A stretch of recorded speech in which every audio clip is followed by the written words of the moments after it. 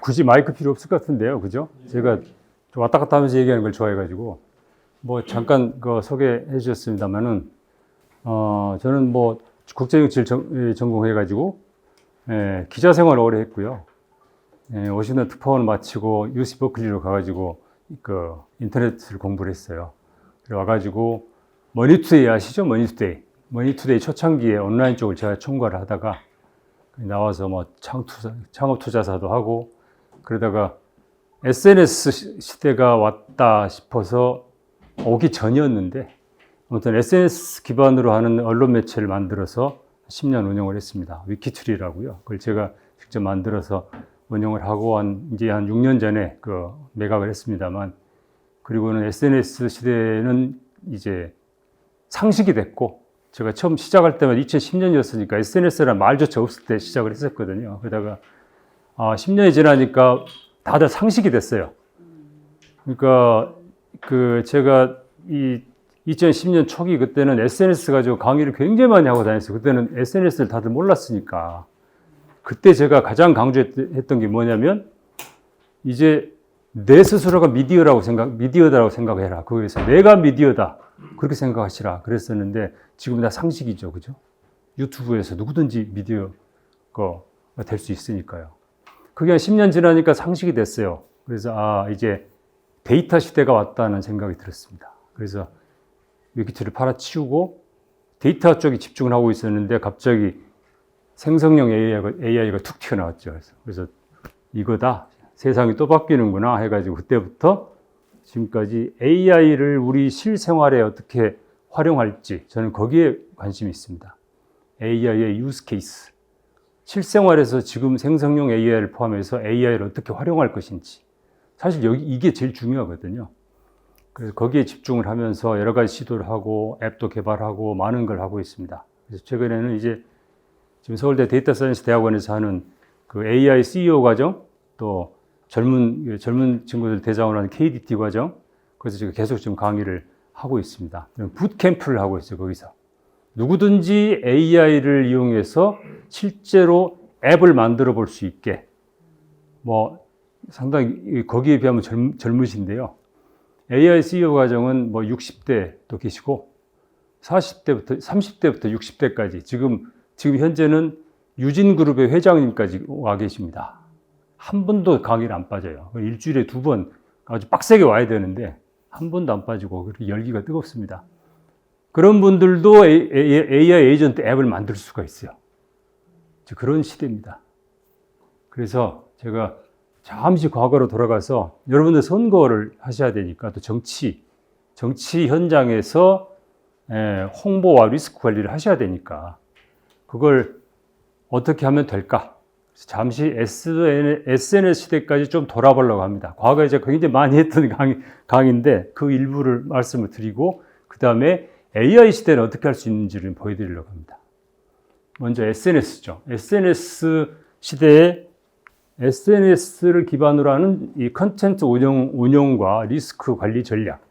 이건 좀 원칙을 좀 아실 필요가 있습니다. 제가 현장에서 제가 위키트를 운영할 때 기업에서 발생한 리스크도 관리를 해주고 했었거든요. 그때 이제, 그때의 기억들이, 그때 정리한 이야기들입니다. 자, 한번 정리를 해보죠. SNS의 본질이 뭘까요? SNS의 본질. 이야기하는 겁니다. 이야기하는 거. 전화. 과거에는 전화가 만들어졌었죠. 전화가 만들어지면서 세상이 많이 바뀌었어요. 엄청 바뀌었죠. SNS도 이렇게 소통하는 방식이 바뀐 거였습니다. 소통하는 방식. 뭐냐면 소통 구조가 바뀐 건데 과거에는 일대 다수의 소통, 일대 불특정 다수의 소통, 그건 매스미디어가 독과점하고 있었죠. 일반인은 할 수가 없었어요. 그죠? 그게 SNS 이전의 시대입니다. 굉장히 오랜 시간 동안 매스 커뮤니케이션, 매스컴이라는 데가 일대 다수의 소통을 독과점하고 있었어요. 그게 권력이었죠, 진짜. 그래서 언론사들이 권력기관이었습니다, 사실은. 그걸로 막강한 영향력을 행사를 했었죠. 근데 SNS가 나오면서 이 일대 다수의 소통의 독점이 깨져버렸어요.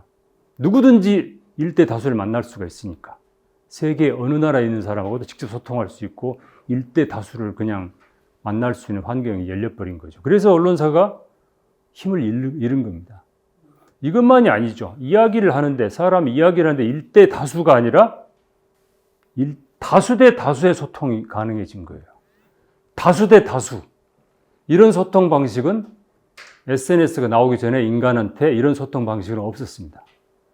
다수 대 다수가 실시간으로, 다수 대 다수가 하나의 이슈를 가지고 같이 토론하고 소통하는 것은 없었죠. 완전히 새로운 소통 구조가 만들어진 겁니다, SNS는. 그래서 초기에 SNS가 나왔을 때 이건 오래 못 갈 거야 이런 사람들도 있었거든요. 또 이건 인터넷상의 하나의 기능이야 이렇게 했었는데 제가 그걸 착각하지 마라고 자꾸 얘기를 했었습니다. 이건 SNS는 없어지지 않는다. 왜냐하면 인간이 새로운 소통 방식을 찾아냈으니까 이건 없어지지 않는다. 그렇게 얘기를 했었죠. 근데 그게 이제 현실이 됐습니다. 다수 대 다수가. 그래서 세상이 바뀐 거죠. 사람이 말을 하고 대화를 하는 방식이 바뀌었다는 것은 세상이 뒤집어지는 거예요. 정치, 기업의 마케팅, 홍보, 모든 게 총들이쳐 바뀌죠. 말하는 소통 방식이 바뀌니까. 그걸 우리가 SNS 시대에 10년 동안 겪어왔습니다. 그러니까 그림으로 보면 이런 거예요. 제가 오래전부터 늘 설명을 드린 건데 기존 전통적 언론 환경, SNS 이전 환경에서 언론사들은 이렇게 보도를 했습니다. 이런 모양의, 기자회견을 통해서든지 아니면 기자회견이나 어떤 성명 발표를 하죠. 그럼 기자들을 대상으로 발표를 합니다. 그럼 기자들이 그걸 가져가서 자기 눈에 따라서 아니면 자기가 속한 매스미디어의 성향, 관점에 따라서 여러 가지 모양으로 변형을 해서 그 중에 일부만 변형을 해서 가공을 해서 보도를 합니다. 뉴스를. 지금 신문도 그러고 있어요. 그러면 독자들이 그걸 받아봤죠. 그걸로 끝. 이것만 받아보고 마는 겁니다. 완전히 수직적인 그냥 소통 구조였죠. 근데 지금은 어떤가요? SNS 시대에는 기자들을 대상으로 발표를 하는 게 아니라 페이스북, 유튜브, X 이런 SNS에다가 그냥 전문을 던져요. 지금 다들 그러고 있죠. 전문을 던지죠. 실시간으로 내가 필요할 때는 기자들을 불러 모으고 이런 거 할 것 없이 그냥 던져요. 그럼 그걸 일반 대중들도 그대로 받아봅니다. 똑같이. 기자들도 그걸 보고 기사를 써요. 옛날 방식대로 자기 안목 넣어서 미디어 성향 넣어서 뉴스를 만들죠. 그 뉴스를 받아본 사람도 여기서 직접 전문을 본 사람하고 또 소통을 해요. 직접. 그러니까 이게 원래 발표한 내용이 뭐였는지 다 알게 되는 거죠. 결과는 뭘까요? 이걸 결국 그 정보를 받아본 한 사람 한 사람이 그 가치와 그에 대한 판단은 스스로 하는 거예요. 과거에는 언론사가 해줬는데 스스로 판단하는 거죠. 엄청난 변화입니다. 그래서 이 매스미디어가 그냥 힘을 잃는 거예요. 사람들이 매스미디어에 관심이 없어지고 이게 더 정확하니까, 진실에 가까우니까. 그리고 내가 스스로 판단하면 되니까 그렇게 바뀌었죠. 자, 제가 지금 맥으로 보면 더 깨끗하게 보이는데 파워포인트로 옮기면서 지금 좀 깨집니다. 글씨가 깨지고 하는데요. 자, SNS 계정들을 지금 페이스북, 유튜브 하고 계시죠? 하고 계실 거예요. 기본적으로 마인드를 바꾸시라는 겁니다. 아마 제가 장담컨대 여러분들 지금 페이스북 계정을 운영하시면서도 나는 다른 사람보다 좀 더 열심히 페이스북을 하고 있어. 이 정도일 겁니다. 고급 사용자인 거죠. 잘하고 계시면 고급 사용자실 거예요. 그런데 그렇게 보지 마시고 페이스북, 유튜브, 내가 운영하는 SNS는 내가 운영하는 미디어다. 그렇게 생각하셔야 돼요. 내가 운영하는 신문이고 방송이고 내가 운영하는 인터넷 신문이다. 이렇게 생각하셔야 됩니다. 미디어라고 생각하십시오. 그러면 많은 게 달라집니다. 그냥 다른 친구들 페이스북 운영하듯이 내가 좀 더 신경 써서 운영하는, 이렇게 머무르면 이 제대로 된 도구를 제대로 사용 못 하시는 겁니다. 미디어다. 고급 사용자를 벗어나서 미디어 전략으로 무슨 의미냐면 페이스북이나 유튜브 내가 운영하는 SNS 계정을 이용해서 내 영향력을 확보를 한다고 생각하셔야 됩니다. 미디어, 매스미디어 그거거든요. 영향력의 싸움이거든요. 내가 페이스북 계정, 내 페이스북 계정을 운영하면서 내 스스로의 영향력을 내가 확보한다. 이렇게 생각하셔야 됩니다. 남보다 좀 더 잘 쓴다가 아니고. 굉장히 큰 차이가 생깁니다. 그래서 이게 바로바로 반응을 안 하니까 좀 답답하긴 한데, 네. 그래서 작은 미디어죠. 나를 위한 작은 미디어입니다.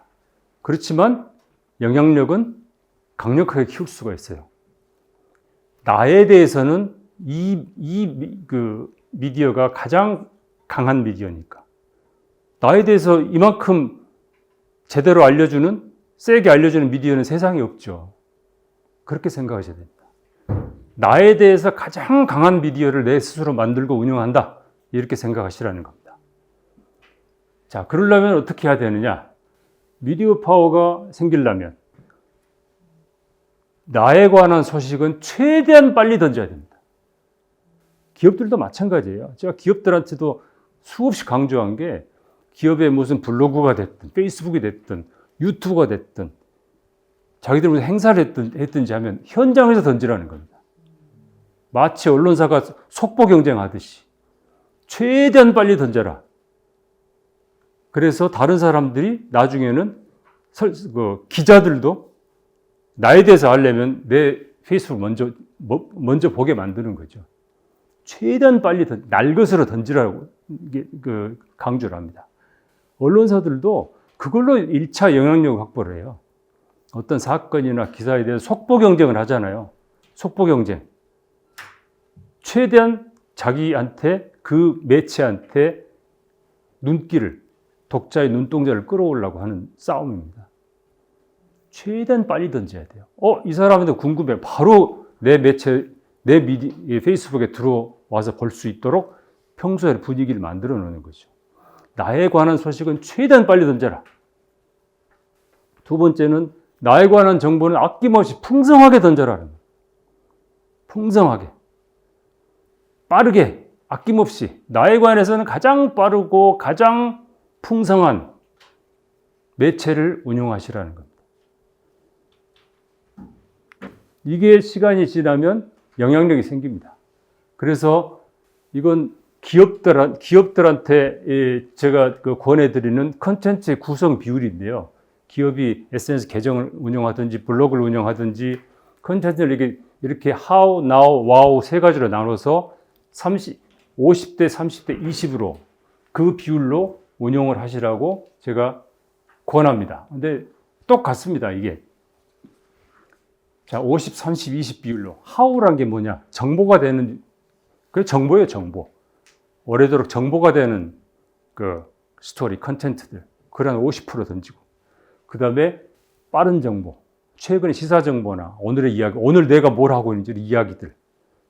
이런, 그러니까 뉴스죠. 커런트 뉴스. 그런 뉴스성을 한 30%. 그리고 와우는 아무 관계없이 그냥 재밌는, 감동적인 이야기, 재밌는 이야기, 이걸 20%를 섞어주라는 겁니다. 근데 사실요, 이 비율이요, 언론사들 똑같이 지키고 있어요. 언론사들은 경우에 따라서 이게 좀 바뀌기는 한데, 인터넷 계정을 운영할 때는 이 비율이 황금 비율입니다. 특히 기업들이 자기 SNS 계정을 운영할 때는 꼭 이 비율을 지키게 됩니다. 지키고 있습니다. 언론사들도 이렇게 신문을 생각해 보십시오. 이렇게 정보되는 것도 있고, 속보서 뉴스도 있고, 그리고 재밌는 것도 있고, 그걸 섞어요. 왜 그래 놓을까요? 왜? 그래야지 사람들이 잘 보니까. 그래야지 내 영향력이 유지가 되니까. 그거죠. 뭐 선거할 때는 저는 그런 생각이 들었어요. 선거할 때는 이건 그 동네, 그 지역구나 아니면 전체적인 뭐 공약 내용이라든가, 아니, 정책 제안이라든가, 뭐 이런 내용들. 뭐 그런 내용들을 얼마나 쓸 수가 있을 걸로 봅니다. 정보가 되는, 내 선거구에 정보가 되는 내용들을 쭉 던져주고, 그 다음에는 내가 뭘 하고 있는지를 섞어주고, 내가 뭘 하고 있는지만 계속 던지면 사람들이 안 봐요. So what? 안 봐요. 그래서 왔는데, 우리 지역구에 대한 내용들이 있어. 나한테 도움이 된 내용들이 더 많아. 그 비율을 지키시라는 겁니다. 그것만 또 다가 아니죠. 한 번씩 진짜 뭐 감동적인 이야기, 뭐 출근길에 갔더니 무슨 예쁜 꽃이 피었더라. 이런 굉장히 좋은 콘텐츠예요. 그런 것도 섞어주라는 겁니다. 이 비율로. 그래야지 미디어에 힘이 생깁니다. 그래서 그냥 고급 사용자가 아니라 미디어를 운영하는, 내 미디어를 운영한다고 생각하면 이런 비율도 생각해서 콘텐츠를 올려야 된다는 거죠. 이걸 지키는 경우와 지키지 않은 경우는 굉장히 차이가 큽니다. 보는 사람 입장에서는 이 비율을 지켰나 따지고 보지 않아요. 보는 사람이 보면서 느끼죠. 아, 뭐가 다르구나 느끼게 됩니다. 알게 되고. 인터넷 비즈니스, 인터넷 서비스에서 가장 중요한 차이죠. 제가 인터넷 SNS 할 때 늘 강조하는데, 이 비율을 지키고 원칙을 지키고 전략적으로 운영을 하면 보는 사람들은 어떻게 했는지 분석적으로 생각하지 않습니다. 그냥 느끼고 알아요. 그게 인터넷의 힘이거든요. 느끼고 알고, 여기는 볼만하네? 이런 마음을 갖게 된다는 거죠. 그래서 이런 비율까지 지키면서 전략적으로 운영을 해야 된다는 겁니다. 평상시에는 가장 중요한 게 포스팅, 컨텐츠라고 저는 얘기하지 않아요. 저는 뉴스 비즈니스를 하면서 뉴스라고 얘기를 안 했습니다. 우리 회사 안에서는 스토리예요, 스토리. 뉴스가 아니야. 스토리텔링이야. 스토리를 쓰는 거야. 스토리의 가장 중요한 요소가 뭘까요? 스토리가 되려면? 뉴스가 아니고 스토리가 되려면 가장 중요한 요소가 뭘까요? 그것도 좋죠. 펀입니다, 펀. 재밌어야 돼요. 재밌어야 돼요. 뭐가 되든 재밌어야 돼요. 그래서 스토리텔링을 한다는 것은 재미 요소가 늘 들어간다는 거예요. 재미 또는 감동이죠. 재미와 감동. 이게 들어간 게 스토리입니다.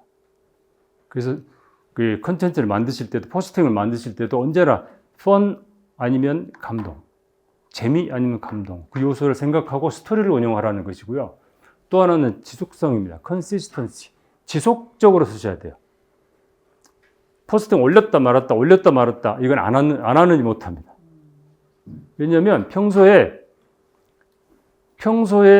이야기를 자주, 연락도 자주 하고 했던 사람이 친하죠. 어쩌다 간부씩 연락한 사람은 서먹서먹하죠. 똑같아요, SNS도. 왜? 이야기하는 관계니까. 이야기하는 관계거든요. 그래서 지속적으로 빼먹지 말고 일정 기간을 정해놓고 아무튼 지속적으로 스토리를 올리는 게 매우 중요합니다. 올렸다 말았다는 그 영향력을 갉아먹는 거예요. 사람들을 나를 잊히게 만드는, 잊어지게 만드는 거죠. 지속성. 그 다음 중요한 요소가 제3의 목소리를 확보를 하라는 겁니다. 제3의 목소리. 나보다 목소리 큰 놈, 나보다 목소리가 큰 친구, SNS상의 친구들, 그 목소리들을, 우군들을 확보하고 있어야 됩니다. 이 세 가지를 평상시에 유지하고 있어야 돼요. 그래서 재미있는 이야기 지속적으로 넣었더니 이 사람이 확산시켜주기도 하고, 그죠? 위기 때는 정말 큰 도움이 됩니다. 그래서 SNS를 운영할 때 가장 중요한 요소, 감동과 재미가 있는, 감동 또는 재미가 있는 스토리를 올린다. 그 다음에 끊이지 말고 지속적으로, 잊지 말고 지속적으로 올린다. 서먹서먹하지 않게. 그리고 나보다 목소리 큰 친구들을 늘 우군으로 확보해 놓는다. 이 세 가지입니다. 자, 이게 평소에 SNS를 운영하는 원칙이고요. 이제 리스크가 생겼을 때, 이제 정치판에서 뭐 수없이 벌어지는 일이고 기업들도 굉장히 자주 겪는 일인데요. 이건 피할 수가 없습니다. SNS를 운영하지 안 할 수도 없고, 해야 되는데 이건 뭐 불특정 다수한테 그냥 노출되는 거기 때문에 리스크는 생길 수밖에 없습니다. 리스크가 나를 공격하는 뭐가 생겼을 때 이 대응을 잘못하면 망하는 거고요.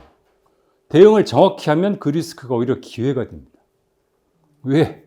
리스크가 생겼을 때 사람들이 나한테 더 관심이 많거든요. 내가 평소에 잘했다는 이야기는 잘 안 봐요. 근데 내가 리스크가 생겼을 때 공격을 받든지 아무튼 문제가 생겼을 때는 사람들이 봐요.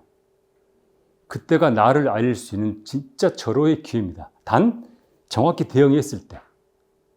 리스크를 대응할 때 원칙이 있습니다. 제가 늘 강조하는 두 가지인데요. 나를 공격하고 나를 비판하는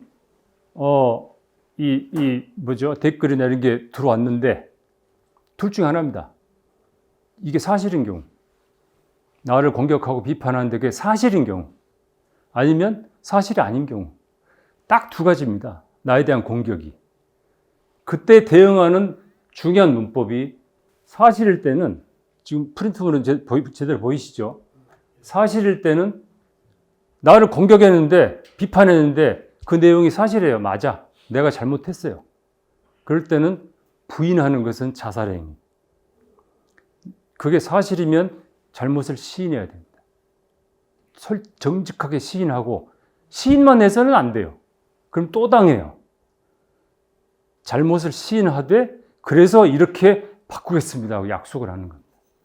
그래서 잘못을 시인하고 그 다음에 개선을 약속하라는 겁니다. 그래야지 진화가 됩니다. 무조건 아닙니다. 부인만 하면 큰일 나고요.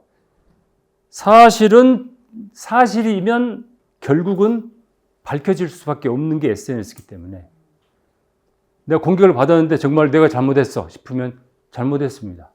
이런 잘못이 있었습니다. 그래서 이렇게 바꾸겠습니다. 약속을 하면 진화가 됩니다. 중요한 문법이에요. 근데 사실과 달라. 내가 잘못한 게 없어. 공격을 해요. 그러면 흥분하면 안 됩니다. 흥분하면 안 됩니다. 차분하게 진정성을 가지고 솔직하게 끊임없이 얘기를 하는 겁니다. 끊임없이. 과거에 그 매스미디어 시대에는 SNS 이전의 매스미디어 시대는 이런 게 한번 터지잖아요. 그러면 그걸 해명할 수 있는 기회는 딱 한 번이에요. 문제가 생겼으면 다 연락해서 기자회견 장소 마련하고 기자들 다 불러가지고 기자들 뭐 어렵게 불러 모으죠. 딱 그 기회는 한 번뿐이에요. 그럼 어떻게 했어야 될까요? 과하게 부정을 해야 되죠. 아주 과하게 부정을 해야 돼요. 심지어는 가수는 막 책상에 올라가서 허리띠를 풀기도 하고 하여튼 최대한 부정을 해야지 그런가 보네 하고 이만큼 써주니까 그랬거든요. 근데 SNS 환경은 얼마든지 갈 수 있기 때문에 진정성 있게 차분하게 여러 번 하는 겁니다. 여러 번. 큰 차이가 있죠. 그러니까 흥분하지 말고 진정성 있게 반복적으로 차분히 대응하는 겁니다. 뭐라고 해도 내 사실만 이야기를 하고. 이 두 가지 경우에 문법을 꼭 지키시라는 겁니다. 좀 더 있어요.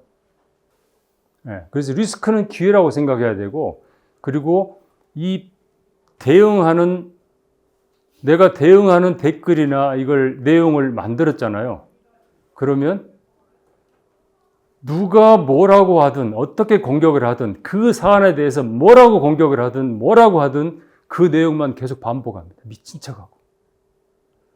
또 새로운 꼬투리를 잡고 얘기를 하고 이런다 하더라도 무슨 얘기가 나와도 어떤 식으로 질문을 해도 그 사안에 대해서는 그 답만 그대로 갖다 붙이면 됩니다. 그대로.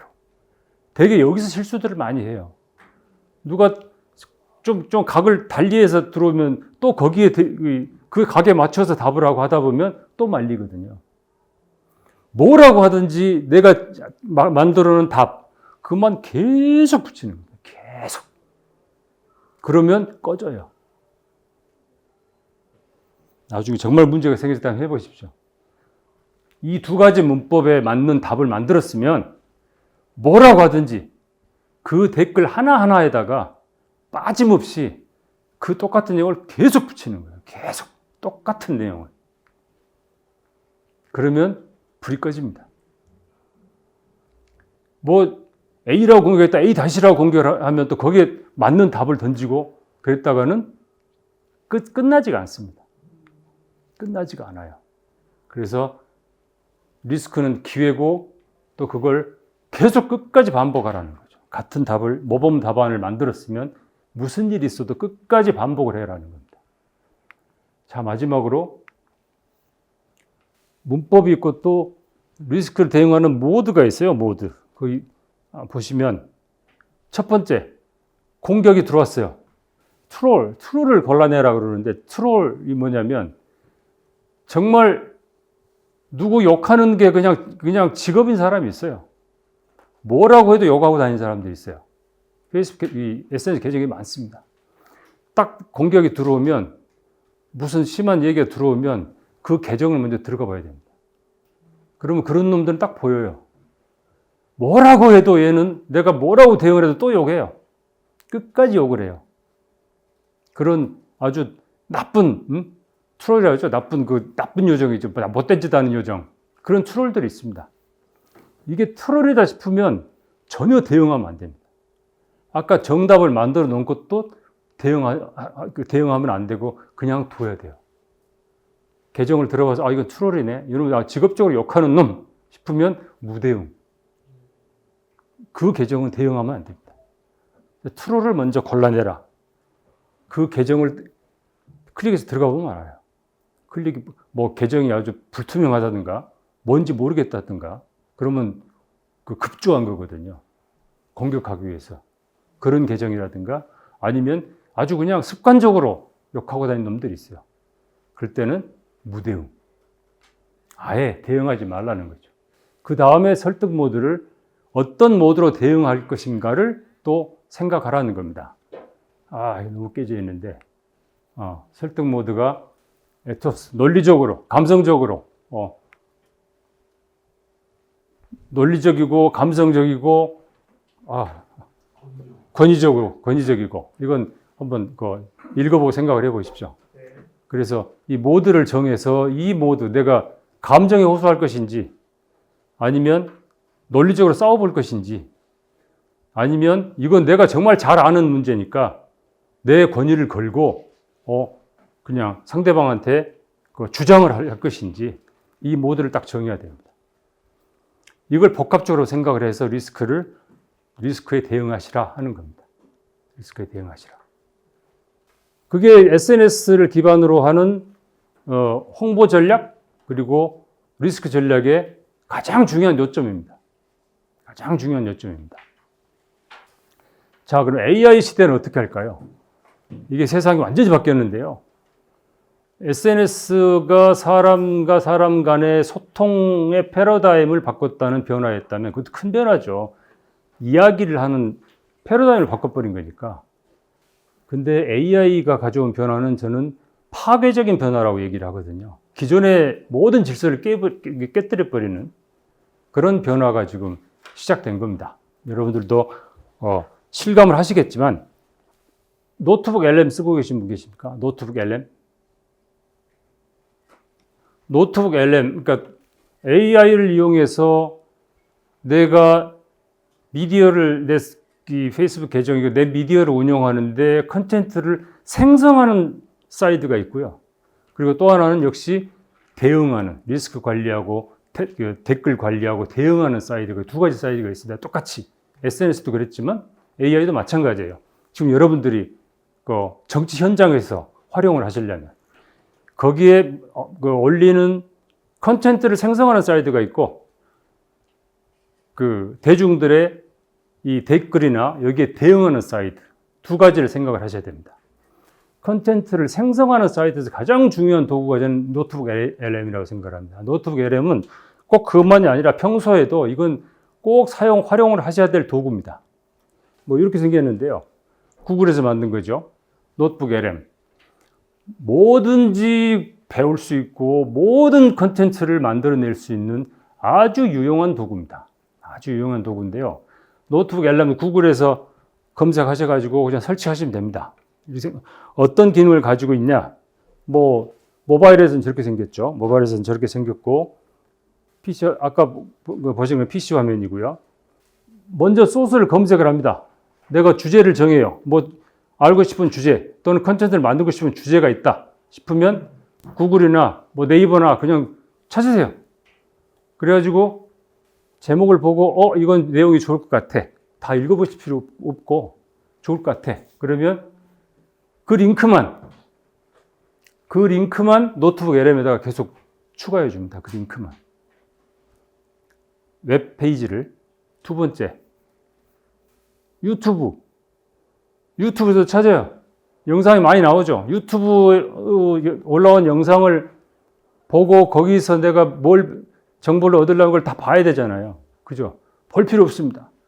그냥 유튜브 URL도 그냥 노트북 LM에 추가하세요. 아니면 이 특정 웹사이트가 통째로 내가 지금 궁금해. 이건 도움이 돼.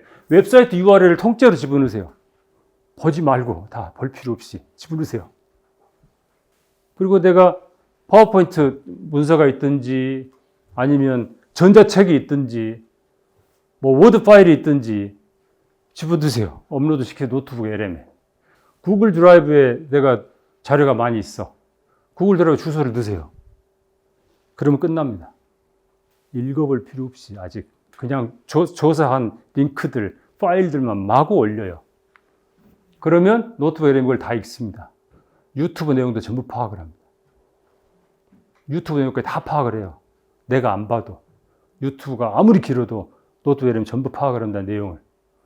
그러고 나서는 애드 소스에다 전부 추가를 해놓고, 그러고 나서 내가 알고 싶은 것을 그 전에 이미 얘가 이제 다 보고 나서 요약을 해줍니다. 이게 이런 내용이에요.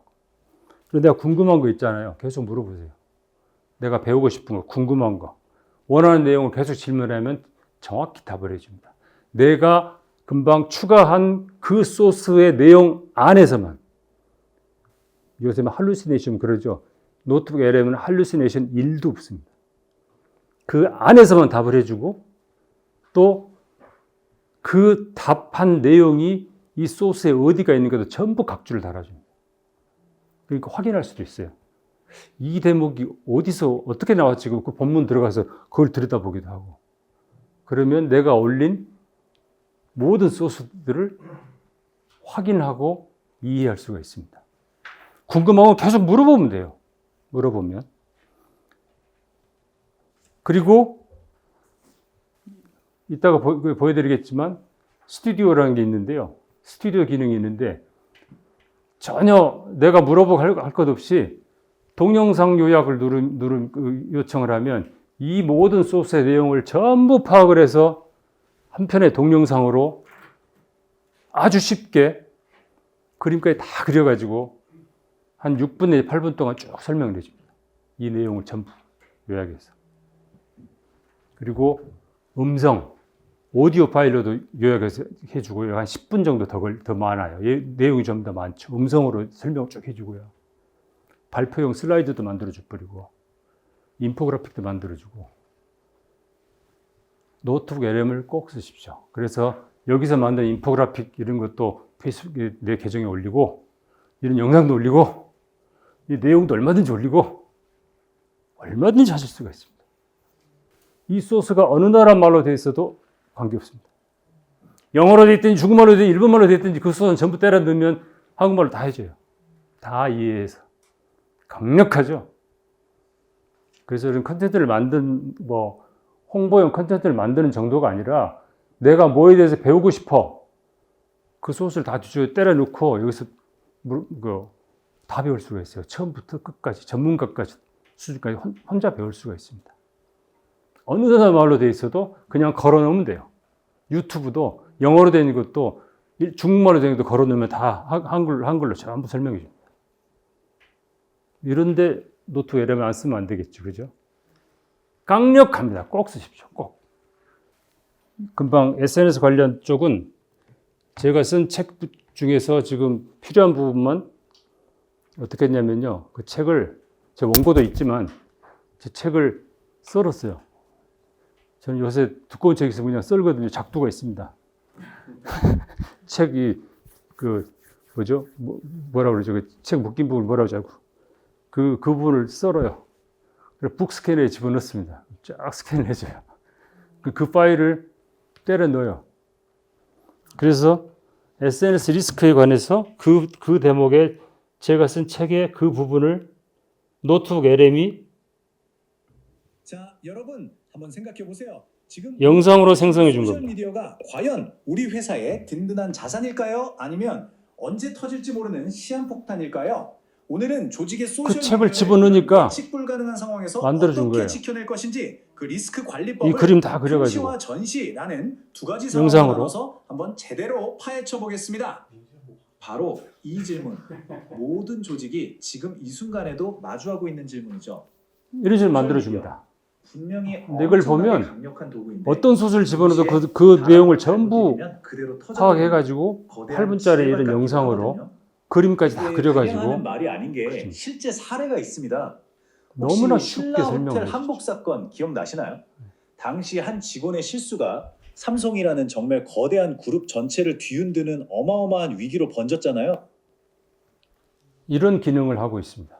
그 노트북 LM은 꼭 쓰시고 많은 정보를 빠른 시간에 입수하고 또 그걸 기반으로 새로운 컨텐츠를 계속 만들어낼 수 있고 하기 때문입니다. 이것도 이제 도구들을 제가 몇 가지 알려드리려고 하는데요. 요새 우리가 쓰는 마이크로소프트 오피스 있죠? 뭐 이런 기능들은 저는 지금 우리가 쓰고 있는 컴퓨터 소프트웨어나 이런 앱들, 모바일 앱들 전부 다시 만들어야 되거든요. 100% 다시 만들어야 됩니다. AI 시대에. 그래서 그걸 대체하는 것들, 이거 뭐가 있나만 아시면 돼요. 왜냐하면 AI, 생성형 AI가 적용된 이런 앱들은 공통된 특징이 사용하기가 쉬워요. 따로 설명드릴 필요가 없이 그냥 사이트에 가보면 아시게 돼요. 그게 생성형 AI 앱들의 특징입니다. 그러니까 그 발표용 자료를 만들 때는 감마를 쓰시면 되고요. 감마는 요새 가짜가 하도 많아가지고 저 로고, 저 감마를 확인해서 쓰시라는 뜻입니다. 감마로 파워포인트 만들면 됩니다. 뭐 자기가 좀 정리해 놓은 자료가 있으면 자료만 때려 넣어도 되고요. 대충 써서 넣어도 나머지 내용은 다 보충해가지고 그냥 슬라이드를 쭉쭉 만들어줍니다. 순식간에. 슬라이드 한 20페이지 만드는데 걸리는 시간은 한 20초 걸립니다. 슬라이드 금방 만들어내고요. 그림 다 붙여가지고 이미지를 디자인할 때 나중에 이런 SNS에 올릴 때 무슨 이런 이미지도 만들고 릴스 영상도 만들고 수없이 이미지를 만들어야 되죠. 포스터도 만들고. 포스터? 외주 주문 시간 걸리고 돈 들고 그죠? 감마에 가시면 금방금방 만들 수 있습니다. 아니 감마가 아니라 캔바에 가시면. 캔바는 모든 형태의 이미지, 포스트하고 뭐 오프라인, 온라인, 뭐 동영상, 여기도 슬라이드도 만드는데 모든 이미지를 만들 때 캔바로 만드시라는 겁니다. 외부에 이미지 외주 주지 마시고. 요새 외주 줘봤자 이걸로 만듭니다. 만들기가 너무 쉬워요. 그 안에 수천 개의 템플릿이 있기 때문에 원하는 마음에 드는 템플릿 골라서 갈아 끼우면 됩니다. 그냥 순식간에 만들어집니다. 순식간에. 자기 이미지 넣고 갈아 끼우면 돼요. 그리고 생성형 인공지능이 좀 붙어가지고 만들기가 더 쉽습니다. 비디오를 편집할 때 이것도 외부에 많이 부탁을 하죠. 그냥 캡컷을 하시면 됩니다. 아주 쉬워요. 모바일에서도 할 수 있고 PC로도 할 수 있고. 이건 틱톡에서 개발한 건데요. 틱톡에서 자기들한테 쇼폼 많이 올릴 수 있게 하려고 비디오를 빨리빨리 편집할 수 있게 아주 쉽게 만들어 놨습니다. 그래서 그냥 캡컷으로 하면 됩니다. 캡컷으로. 여기도 뭐 아주 템플릿도 많고 엄청나게 많고 또 장면 전환할 때나 특수 효과도 굉장히 다양하고요. 또 놀랍게도 자막을 자동으로 깔아줍니다. 자막을. 내가 일일이 텍스트 쳐가지고 붙이고 할 필요가 없어요. 음성 인식해서 자막을 자동으로 깔아버립니다. 어느 나라 말로든지. 혹시 오자가 있으면 고쳐주면 돼요. 캡션까지 자동으로 달아주는 강력한 비디오 편집 툴입니다. 그래서 캡컷으로 쓰시면 되고요. 심지어는 비디오 아바타라는 게 있는데요. 헤이젠이라는 게 있습니다. 헤이젠은 뭐냐면 내 동영상, 나를 찍은 동영상을 2분짜리를 넣어주면 아바타를 만들어줍니다. 동영상 아바타를. 그래가지고 그 뒤로는 내가 무슨 말을 하든지 텍스트로 입력해주면 그 말을 합니다. 그 아바타가. 실제 사례인데요. 이게 지금 혼란스러울 것 같은데. 이렇게 생긴 헤이젠이라는 데인데요. 그러니까 이런 거지. 일단 보시면 여기 풋노트예요. 2분짜리 영상을 찍어야 돼요. 아무 말이나 해가지고 2분짜리를 찍어야 됩니다. 그래서 아무 말이나 하고 있는 겁니다. 지금. 근데 됐다. 오케이. 스톱. 있구나. 그러고 나서 2분짜리를 만들어서 아바타를 생성하고 나서는 내가 하고 싶은 말 텍스트로 넣어주면 말을 합니다. 이건 텍스트로 제가 넣은 거예요, 이제 아바타한테. 텍스트만 넣어주면 말을 해요, 이제. 입 모양? 맞죠? 그대로 말을 합니다. 어떤 말을 하든지. 텍스트로 그냥 글을 써서 넣어주면 그대로 말을 해요. 그 다음에 무슨 일이 벌어질까요?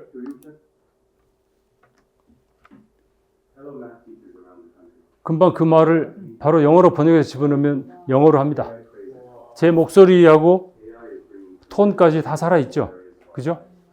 그래서 입 모양도 정확합니다. 싱크가 돼가지고 영어를 해요. 영어 하고 있죠?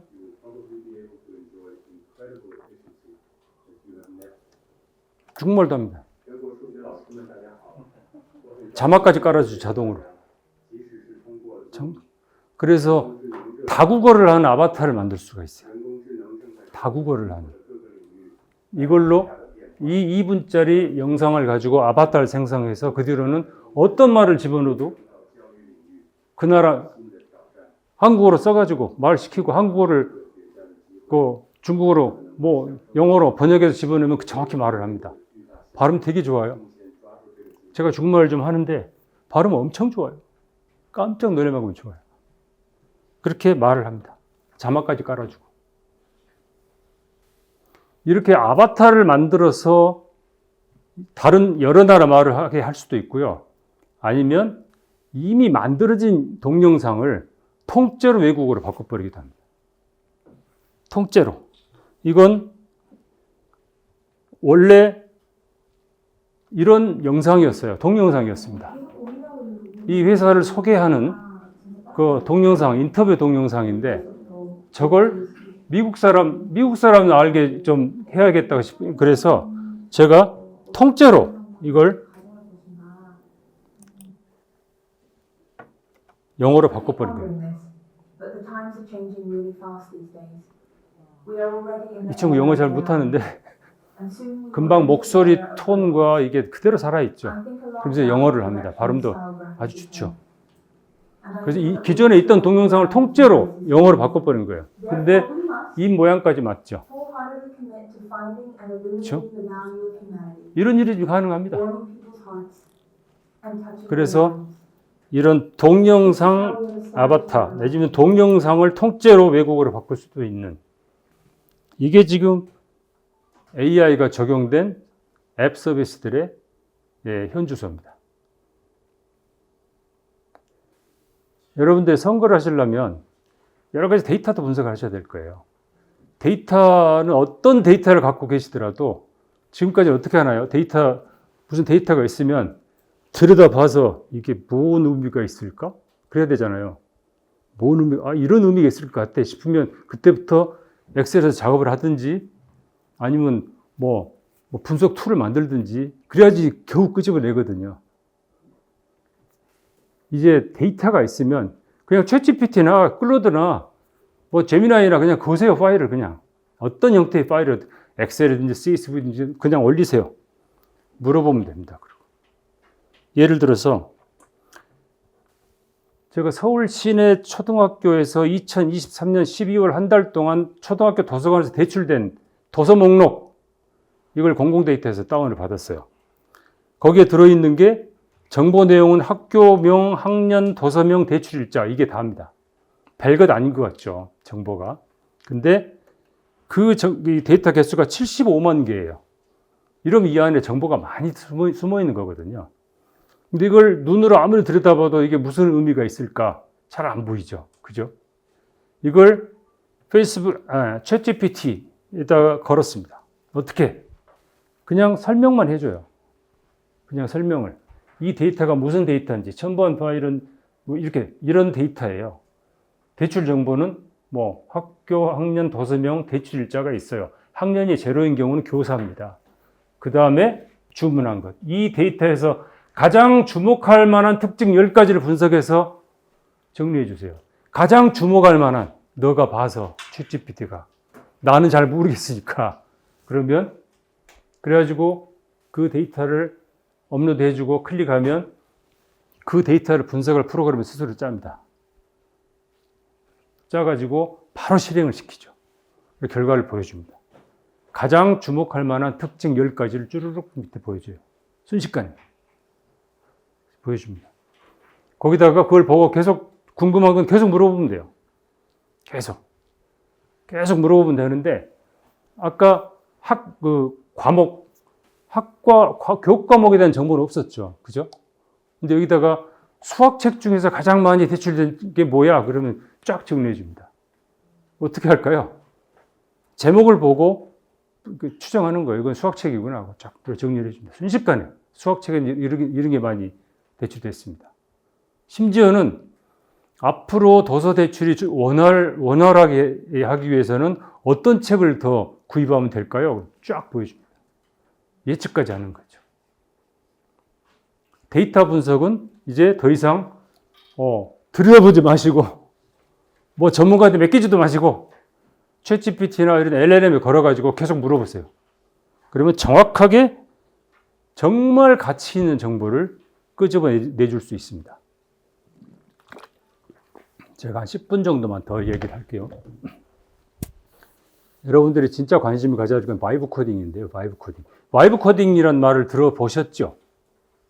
바이브 코딩, 이게 뭐냐면 마음대로 하는 코딩이에요. 옛날에 컴퓨터 프로그램 짜는 건데, 컴퓨터 프로그램 코딩하는 건데, 이건 대단히 전문적인 기술이었죠. 그죠? 컴퓨터 랭귀지를 알고, 그 로직을 알고, 경험도 많아야 되고, 아주 복잡한 일이었습니다. 근데 지금은 그냥 말로 해요. 그냥. 그러면 코딩을 해줍니다. 그래서 이 안드레이 카타피라는 이 친구가 테슬라 오토파일럿 개발 총책임자입니다. AI 책임자죠. 이 친구가 바이브 코딩을 처음 했는데 지난 2월이었어요. 오래되지도 않았고 지난 2월 달에 이런 얘기를 했습니다. 바이브 코딩이라는 새로운 종류의 코딩이 있다고 생각한다. 그러면서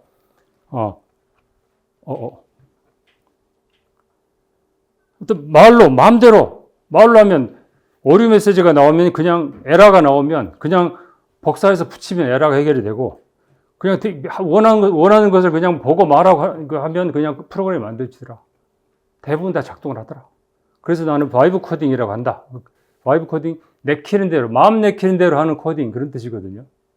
그래서 바이브 코딩이란 게 유행이 됐습니다. 근데 이때만 해도 바이브 코딩의 기능이 썩 뛰어나지는 않았어요. 이때도 제가 이미 바이브 코딩을 쓰고 있었는데 썩 뛰어나지는 않았어요. 근데 날이 갈수록 점점 강력해지더니 지금은 아주 초강력입니다.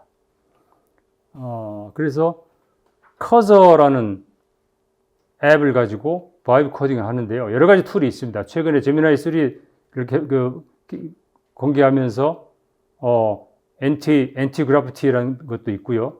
뭐 윈드서프 여러 가지가 있는데 저는 커서를 집중적으로 씁니다. 커서라는 툴을 쓰는데요. 제가 여러분들에서 한번 또 테스트를 해봤어요. 선거 유권자 데이터를 분석하고 데이터 분석에 그치지 말고 선거 전략을 까지 개발하는 앱을 만드는 거죠. 어떻게 만들었을까요? 자, 이런 데이터가 있다고 칩시다. 이런 데이터가 서울시 종로구의 유권자 1000명의 데이터입니다. 이 데이터를 어디서 구했을까요? 보시면 뭐 주소도 있고요, 뭐 직업도 있고, 뭐 선거 때 어디 찍었는지 있고 막 여러 가지가 있어요. 어디서 이 데이터가 났을까요? 1000명의 데이터가 각 동별로 분포가 잘 돼 있는 여론조사에서 어디서 제가 이 귀한 데이터가 났을까요? 선관위 해킹했을까요? 생성형 AI한테 생성하라고 그랬습니다. 서울시 종로구 유권자 1000명의 데이터를 선거 전략 개발하려고 하니까 만들어줘 1000개를 생성을 해줬습니다. 그걸 생성한 걸 제가 이제 거꾸로 분석하는 앱을 만드는 거죠. 여기 굉장히 재밌는 포인트가 있는데, 자, 분석하는 앱을 만들 겁니다. 커서한테 앱 만들면 복잡하죠. 그죠? 기존의 앱, 이런 컴퓨터 프로그램 만들려면 어떻게 합니까? 기획자가 기획하고요. 오랜 시간을 거쳐서 기획합니다. 그 출마할 분들하고 얘기하면서 무슨 기능 넣을까요? 뺄까요? 어떻게 할까요? 기획을 하죠. 기획하고 나면 이제 웹 디자이너가 기획자가 페이지를 다 그려요. 손으로. 다 그려서 주면 웹 디자이너가 디자인을 합니다. 페이지 하나씩 디자인을 해요. 디자인 다 하고 나면 그걸 프로그램을 붙일 수 있게 웹 코딩을 해요. 그림을 쪼개고 막 컬러 코드 붙이고 굉장히 오래 걸리는 작업이거든요. 코딩을 합니다. 거기까지 끝나면 프로그래머가 뒤에서 프로그램을 붙여요. 이건 시간 또 많이 걸리죠. 에러도 나고 뭐 굉장히 시간이 많이 걸리죠. 그리고 끝나면 테스트를 해요. 최적화 과정이라는 게 또 있어요. 안정화 시킨다고. 그것도 뭐 엄청 걸려요. 그러니까 여러 사람이 투입이 되고 시간도 많이 걸리고 당연히 돈도 많이 들죠. 그죠? 거기서 싹 없어졌습니다. 저는 커서라는 바이브 코딩 툴에 이 말만 쓸 겁니다. 금방 데이터는 주는 거죠. 금방 이 데이터예요. 그 데이터 파일이에요. 그 데이터를 넣어주고 그 다음에 설명만 할 거예요. 이 파일은 서울 종로구 유권자 데이터입니다. 유권자의 특성을 분석하고 그에 따른 선거 전략을 제안해주는 앱을 만들어 주세요. 이렇게만 넣을 겁니다. 무슨 일 벌인가 볼까요? 이게 커서라는 툴인데요. 여기다가 그 데이터 파일을 쓱 끌어놓고 이게 프롬프트 창이에요. 여기다 그대로 썼습니다. 그대로 썼어요. 그리고 클릭. 저는 앞으로 아무것도 안 할 겁니다. 저것만 클릭했어요. 그러면 얘가 일을 시작합니다. 보십시오. 유권자 데이터 구조를 파악하겠습니다. 데이터 받은 데이터 구조를 파악해요. 파악하고 데이터 구조를 파악했습니다. 그리고 이 앱을 만들겠습니다. 지금 만들기 시작합니다. 그리고 보십시오. 이제 앱 구조를 만들겠습니다. 그리고 나서 내가 이런 순서대로 일을 하겠습니다 하고 투두 리스트를 쫙 뿌려요. 이렇게 일을 하겠습니다. 7가지 일인가요? 그렇게 하겠습니다. 6가지네요. 6가지 일을 하겠습니다. 차근차근 일을 합니다. 여기에 필요한 파일을 프로그램하고 있습니다. 프로그램하고 있어요. 굉장히 중요한 프로그램인데 analyzer.py라는 지금 프로그램을 하고 있어요. 프로그램 짜고 있어요. 코딩하고 있어요. 보십시오. 이거 과거에는 사람이 전부 타입을 쳤어야 돼요. 철자만 틀려도 에러가 나는. 사람 환장하거든요. 철자 컴마 찍을 때 피어리 찍어도 에러가 나고 이런 일인데 프로그램을 짜고 있습니다. 이 프로그램이 굉장히 큰 파일이에요. 이게 지금 가장 중요한 엔진이죠. 그 다음에 strategy.py 두 번째 파일을 짜고 있네요. 선거 전략 분석하는 파일을 또 짜고 있어요. 나는 뭐라고 그랬습니까? 아까? 그에 따른 선거 전략을 제안해줘. 그러니까 거기에 필요한 프로그램 스스로 만들고 있습니다. strategy.py라는 파일을 만들고 있죠. 이것도 적지 않은 파일이에요. 지금. 적지 않은 파일을 그대로 쭉 만듭니다. 그리고 차근차근 재미있는 구경이죠. 그죠? 얘가 지금 일을 부지런히 하고 있는 거예요. 저렇게 시키니까. 여기 지금 뉴 에이전트. 지금 AI 에이전트가 일을 하고 있거든요. AI 에이전트 일을 시킨 거예요. 일을 하고 있습니다. 여기 보시면 제가 짠 프로그램 파일 짤 때마다 하나씩 계속 프로그램이 생깁니다. 파일이 툭툭툭툭 생겨요. 과거에는 이 파일 한 개 한 개를 전부 사람이 짜가지고 세이브하면 생겼던 거죠. 그죠? 쭉쭉쭉 계속 생깁니다. 금방 짰죠? 이 프로그램이 지금 굉장히 중요한 애널라이저하고 스트래티지 파일이 제일 중요한 파일입니다. 그걸 지금 짜고 있어요.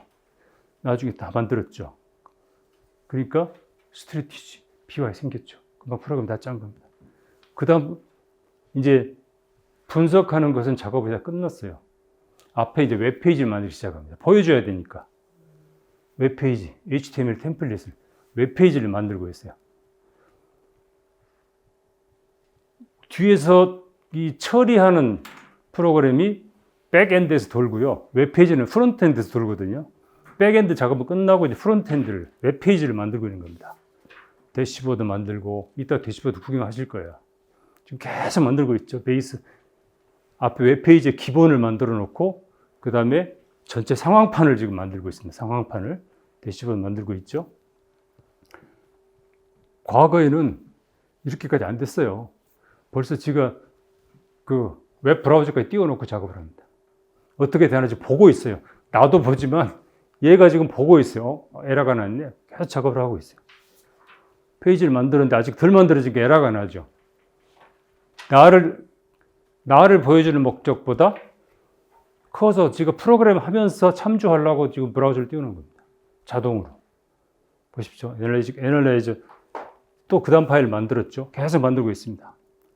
이게 얼마나 걸릴 것 같아요? 이걸 다 만드는데 시간이 얼마나 걸릴 것 같습니까? 지금 이게 그냥 그대로 제가 그냥 화면 캡처한 거예요. 화면 레코드, 그냥 스크린 레코딩 한 겁니다. 실시간 그대로입니다. 실시간 그대로입니다. 일부러 제가 라이브로 보여드리려고 이거 동영상 안 떠왔으면 못 보여드릴 뻔했어요. 아무튼 계속 HTML 페이지 만들고, 이게 지금 제일 복잡한 페이지죠. 만들고 있어요. 오, 떴네요. 떴죠. 만들어졌습니다. 아까 1000개라고 했죠, 제가. 정확히 1000명. 활성이 947명. 와우. 다 만들었습니다, 지금 얘가. 다 만들었어요. 이게 보니까, 제가 이걸 다 만드는데 보니까, 6분 30초 걸렸습니다. 6분 30초 걸려서 만든 이 앱이 어떻게 생겼을까요? 이렇게 만들어 놨습니다. 이게 대시보드죠. 분석하고, 동별 유권자 분표 다 분석하고, 그리고 위에 메뉴도 쭉 만들었죠. 상세 분석 들어가면 뭐, 투표 이력, 정치 성향, 소득 수준 분석하는 페이지를 전부 만들어서 분석한 결과를 보여주고 있습니다. 정치 성향, 무슨 부동산 스윙 보터 분석 시키지도 않았는데. 전략까지. 근데 선거 전략 제안 하면 뭐 핵심 우선순위가 어디고, 핵심 타겟 연령층, 부동층 전략 최우선 그래놓고 중량, 핵심 메시지, 정책 전략, 성향별, 지역 전략, 투표율 전략, 타겟 그룹의 핵심 메시지, 선거 캠페인 할 때 뭘 체크하러 체크리스트. 6분 30초 만에 만들어낸 결과입니다. 6분 30초 만에. 아직 놀라시기는 이른 게요. 이게 금방 만들어지거든요.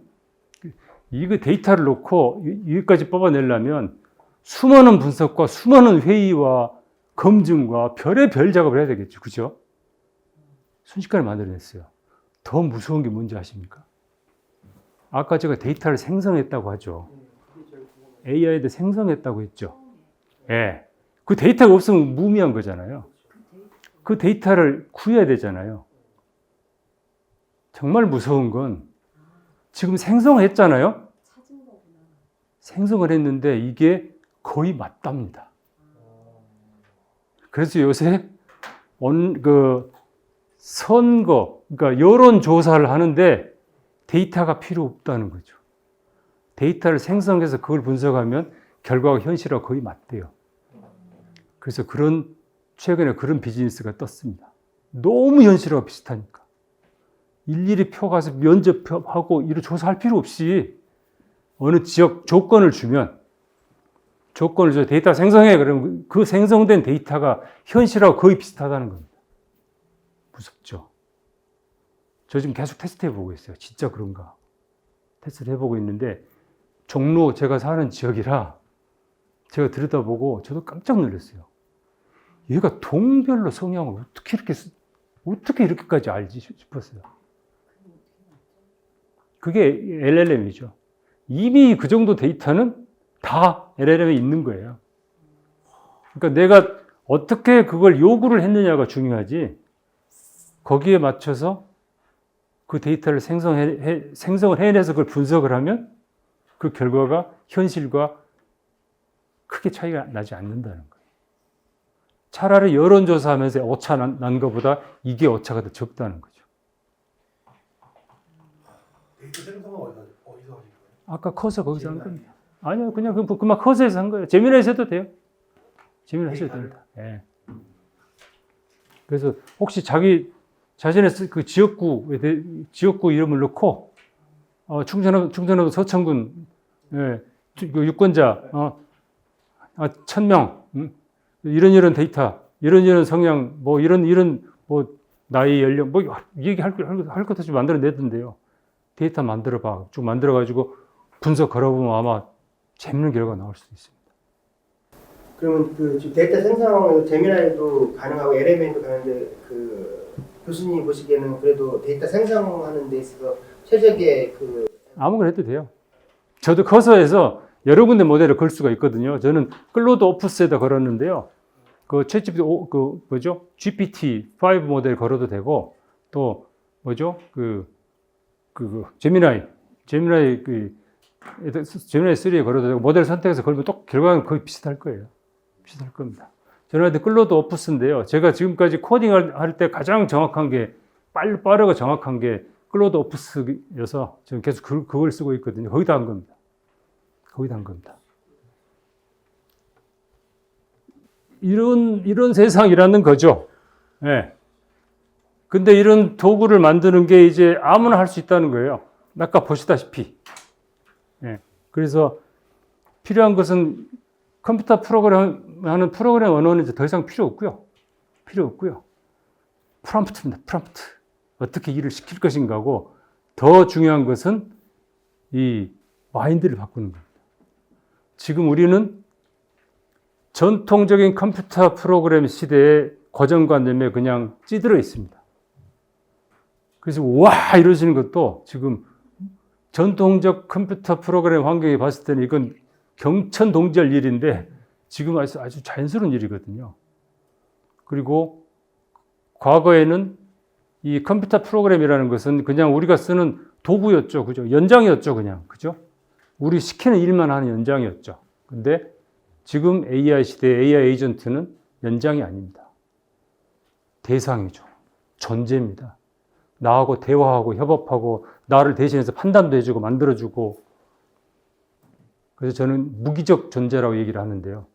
유기체는 아닌데 모습이 보이지도 않고 만질 수도 없고 하지만 나하고 대화를 하고 협업을 하는 존재입니다. 그래서 저는 AI 에이전트는 도구가 아니라 존재다. 도구로 생각하면 이런 일을 상상할 수가 없죠. 누가 어떻게 내 지역구 사람들을 데이터를 만들어내? 그러는데 저는 충분히 가능하다고 보거든요. 그걸 또 더 정교하게 만들 수도 있고 내가 요구를 하면서 이렇게 정교하게 만들어가고 또 만들 거고요.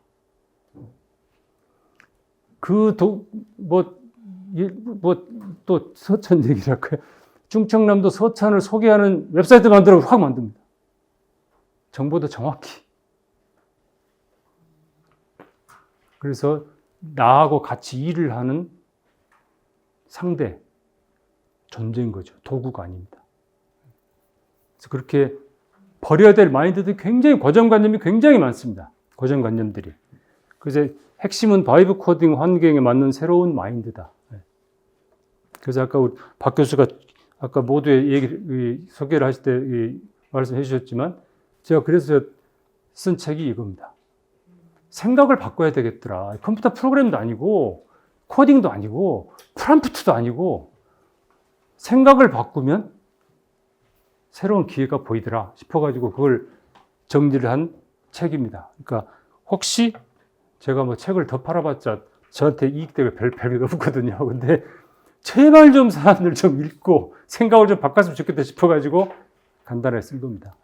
참고가 되시면 보시면 도움이 되실 걸로 믿습니다. 제가 그래서 보여드리려고 또 하나를 만들어 봤어요. 페이스북 댓글. 이게 컴퓨터가 연결이 안 되지. 페이스북 댓글들이 막 오잖아요.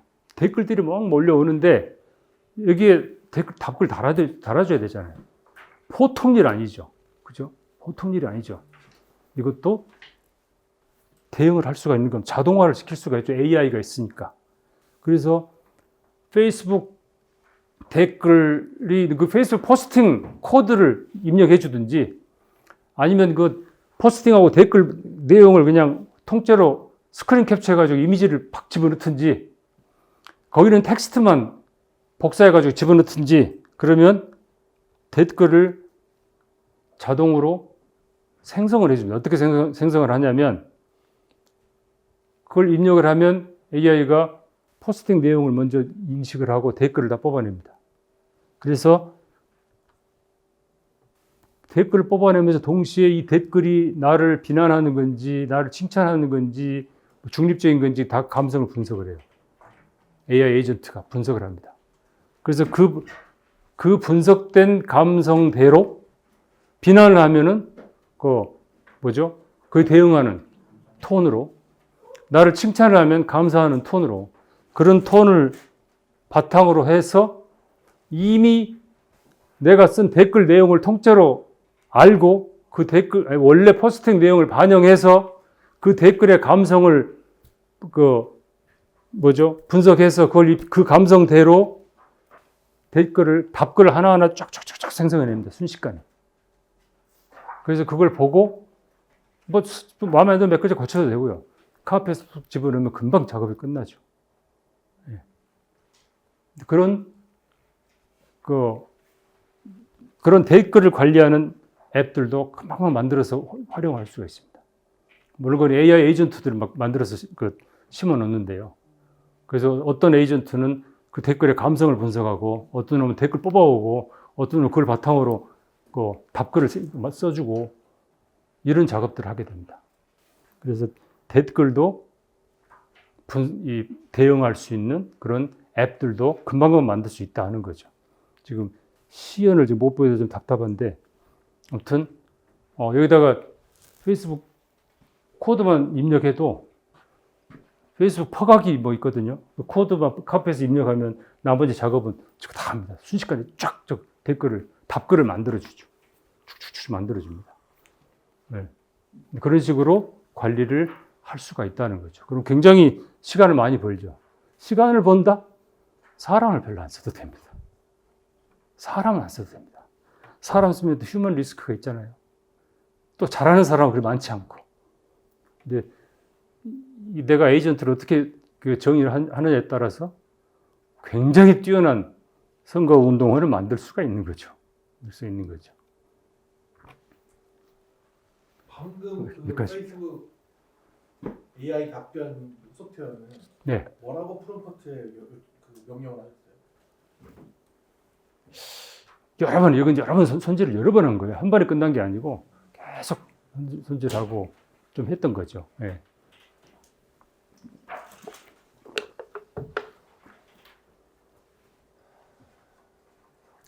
이야기를 하면 한도 없습니다만 여기까지 보여드리도록 하겠습니다.